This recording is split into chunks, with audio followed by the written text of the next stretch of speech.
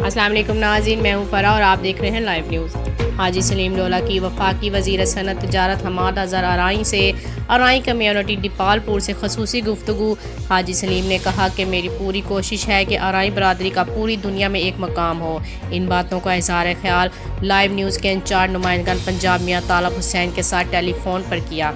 जी मियाँ तालब हुसैन, हमें आगाह कीजिएगा। जी, हाजी सलीम डोला की वफाकी वज़ीर सनअत तजारत हमाद अज़हर अराई से मुलाकात।